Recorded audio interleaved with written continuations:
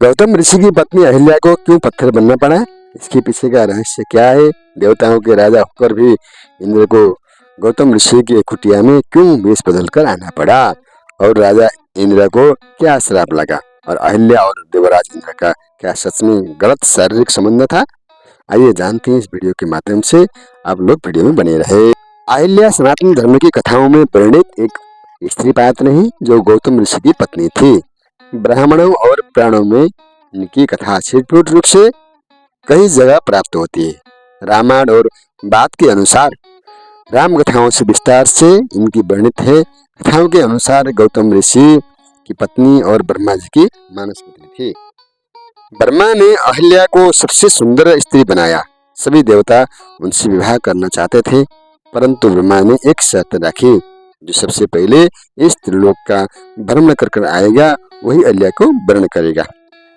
इंद्र अपनी सभी चमत्कारी शक्ति के द्वारा सबसे पहले त्रिलोक का भ्रमण कर आए, लेकिन तभी नारद जी ने ब्रह्मा जी को बताया कि ऋषि गौतम ने इंद्र से पहले ही परिक्रमा कर ली थी।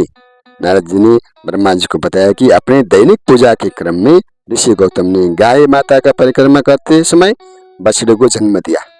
वेद अनुसार इस अवस्था में गाय की परिक्रमा करना त्रिलोक परिक्रमा से बढ़कर है।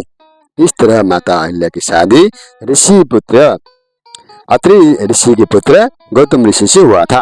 त्रेतायुग के समय में राम लक्ष्मण और ऋषि विश्वामित्र के साथ मिथिलापुरी के वन में उपवन में आदि देखने के लिए निकले तो उन्होंने एक उपवन में एक निर्जन स्थान देखा। राम बोले, हे ऋषि, हे भगवान, ये स्थान देखने के लिए तो आश्रम जैसा दिखाई देता है, किंतु यहाँ क्या कारण है कि कोई ऋषि मुनि नहीं रहते? विश्वामित्र जी ने बताया, हे प्रभु, ये स्थान कभी महर्षि गौतम का आश्रम हुआ करता था। वे अपनी पत्नी के साथ यहाँ रहकर तपस्या करते थे। एक दिन जब गौतम ऋषि आश्रम से बाहर गए, उसी समय तो उनकी अनुपस्थिति में इंद्र ने उनका वेश बनाकर वहां आया। गौतम ऋषि के वेश में आकर अहिल्या से प्रणय याचना की। अहिल्या ने इंद्र को पहचान लिया और प्रणय हेतु अपनी अस्वीकृति जनाई।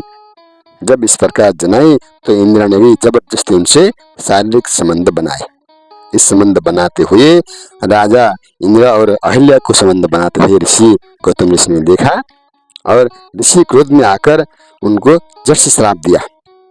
और ऋषि की दृष्टि पड़ी और दृष्टि पड़ते ऋषि क्रोध में आकर उन्हें श्राप दिया।